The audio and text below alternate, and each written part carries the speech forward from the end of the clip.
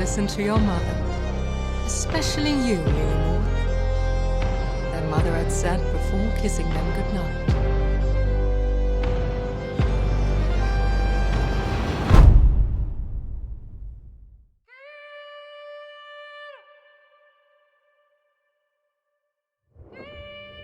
Bramble the Mountain King is an indie adventure game with a dark twist in a world inspired by Scandinavian folklore. You play as Ola, a young boy who is woken up one fateful night finding his sister Lillemor missing from her bed. Concerned with her absence, he ventures into the forest in an attempt to find her. What awaits is an adventure full of mystery, eerie revelations, and quite horrifying scenarios. Before we go any further, if this game already seems interesting to you, I highly recommend going in fully blind and experiencing it on your own. I won't be going into major spoiler territory, but I will be showing some moments in order to drive the narrative of this review. As a third-person adventure game, you'll be traversing the mysterious and folklore-ridden world with a fixed perspective, which can only be manipulated in a very limited way. This makes for an incredibly atmospheric experience and adds to the thrill of bumping into some of the creatures inhabiting this world. For a game that takes about 4 to 5 hours to finish, I like this more directed approach.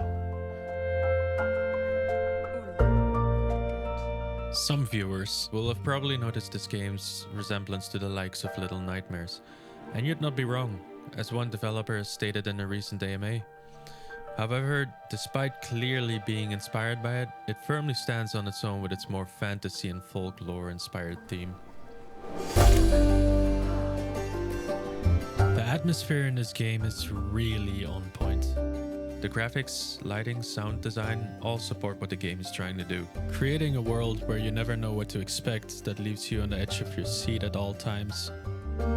There's all kinds of creatures just waiting to be discovered, be it fairies, gnomes, trolls, and let's say some alarmingly sinister entities. At first, it's all very charming and colorful. Well, that is, until it's not.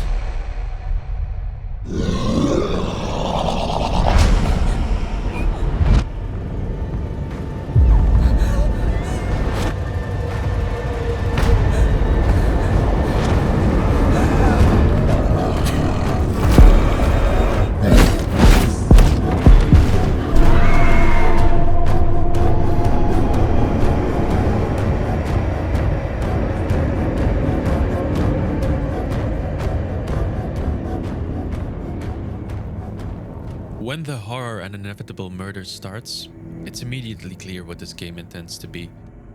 It quickly whips you into intense cat and mouse situations, frantic chases, and creepy hide-and-seek sections. The mythological monsters you'll come across, which are mainly inspired by illustrator John Bauer, while they're no sharp tools in any shed, do instill a great deal of fear because of their well-done and grotesque design. One of these entities in particular, somewhat later in the game, is so mind-bendingly creepy. It kinda reminded me of the 2001 Cairo Ghost Lady scene, you know the one. It had that same style of unsettling atmosphere. The horror just works. Because of its fixed perspective, it's quite difficult to effectively use jump scares, so you already play with kind of a different set of expectations, since you can see around corners and all around you. So instead, the developers had to employ different ways of creating unease, which I prefer over cheap jump scares anyway. So that's where the audio comes in. The sound design in this game is incredible for an indie title. They went above and beyond with some of these sounds.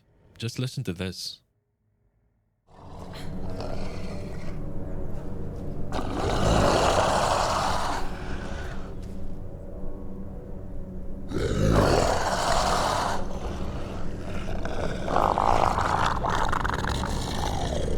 It almost sounds like the last bit of phlegm you just can't seem to cough up during a cold. Gives me the same chill in my spine as back in the day with the amnesia monsters, and is a perfect way of creating a sense of urgency and dread. A light in the dark. A symbol of hope.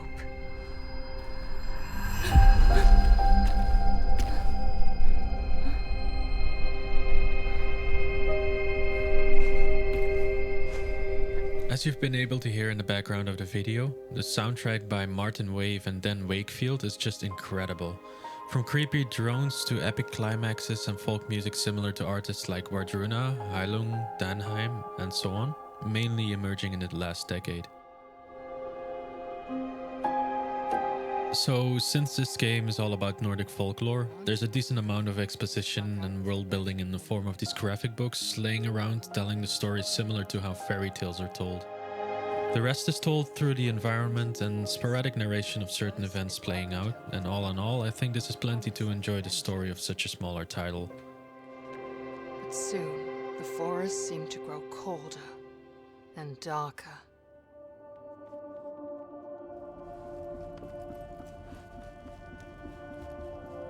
I think Bramble is without a doubt a great game that everyone should at least give a chance. However, it does have some quirks due to some of its design decisions.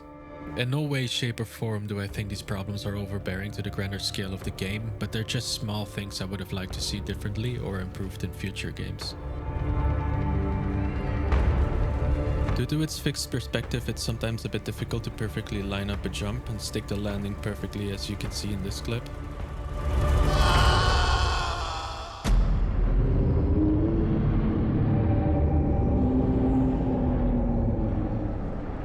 This is a minor complaint and inherent to the camera position, and it doesn't really happen very often, so it's not that big of a deal.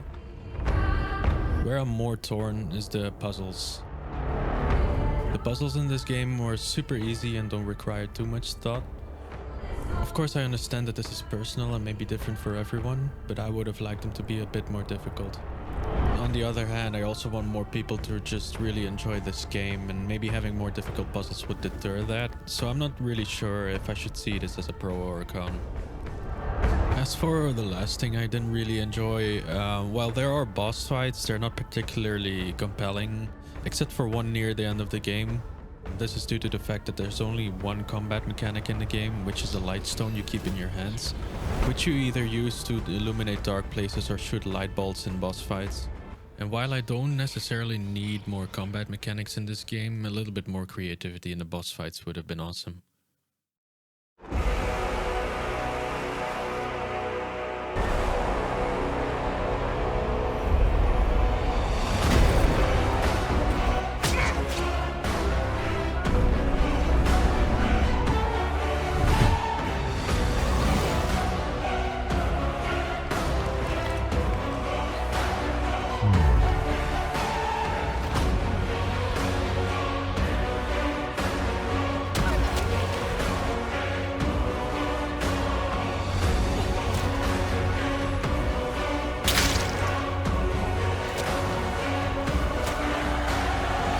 Bramble's presentation is an incredible amalgamation of fantastical horror and wonder, with something new happening at every turn.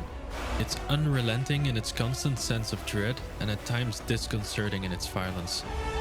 Despite some small jank in its systems and boss fights that have more potential than what's presented, I would like playing more of these types of games with a blend of different genres. I think it's incredible that a studio of about 20 people strong can put out such an amazing game, and I'm very excited to what this studio is gonna do next. The game is available on every platform and playable on the PC Game Pass for anyone who's interested in trying it for cheap. If you're interested in playing it or you have already played it, let me know in the comments below. And if you like the vibe of this video and would like to see more, you know what to do. Cheers and have an amazing day.